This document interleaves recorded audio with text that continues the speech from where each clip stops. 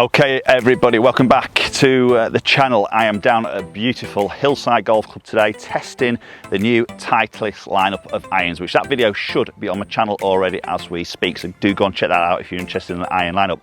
This particular video we're going to take a look at the new utility irons, a little bit of a favourite area of mine. I've got two irons in the bag, a brand new T200 and also a U505. So we're going to hit both irons. We're going to have a look at ball flight. We're on a links environment here. This is perfect for this actual video. I'm going to give you a little bit of ball flight as well as obviously TrackMan numbers just to back it up and see how these two new irons from Titleist perform.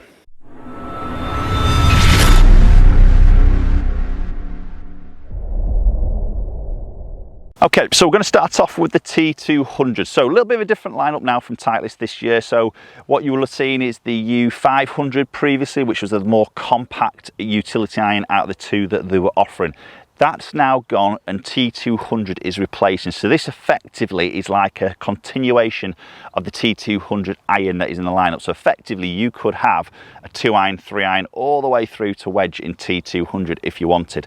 So there's no real differences in the head from the utility iron in the T200 to the actual physical T200 iron as in the 456 and upwards. Hollow construction, as we talked about. If you have seen the review video, if you haven't, link up there, you can go and check that out. But hollow construction, we've got that max impact location which is hidden under there, so a little bit of a different lineup. And again, down by that golf ball, it's quite compact for a utility iron. It is pretty small, you know, from that heel to the toe, the blade length is pretty small, sort of medium top line, and you do just about see the bottom of that sole just sticking out the back of the club head. So if you are quite fussy on that, again, it is very subtle. And to be honest, I mean, I'm just in a certain position here with the sunlight where it's sort of shaded. I don't really sort of see, it doesn't really sort of stand out to me. Right, let's get underway, get this one hit. So I've got these, both of these irons are in a graphite shaft, Hazardous Smoke RDX. Oh, that's a lovely feel of that club face. Really good sort of piercing flight.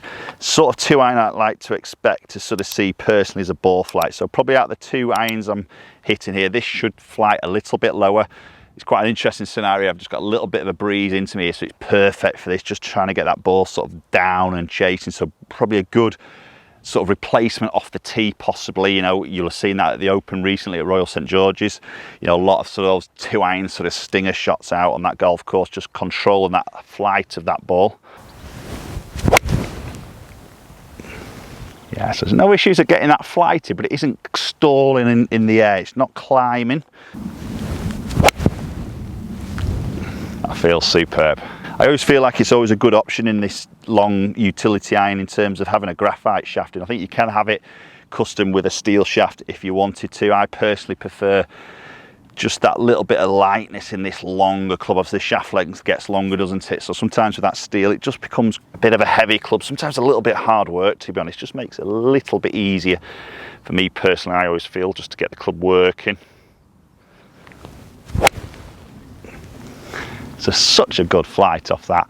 I must admit, down by the ball, it's not the most confident inspiring of heads. You know, it's quite a compact head there, but again, the feel is great off, and the flight is exactly what you sort of wanted. So this is a 2-iron, which is lofting in at 19 degrees.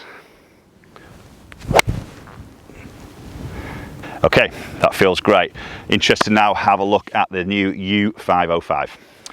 Okay, so U505, so larger head comparing to the T200. So this is going to be the U510 replacement, a little bit chunkier, a bit fatter on that sole. As you can see, the back of that club sticks out a hell of a lot more in comparison to T200. So ultimately we're going to see more forgiveness. This is going to be a little bit easier to hit, a little bit better on those miss hits, probably a little bit of a higher ball flight. Again, we'll see.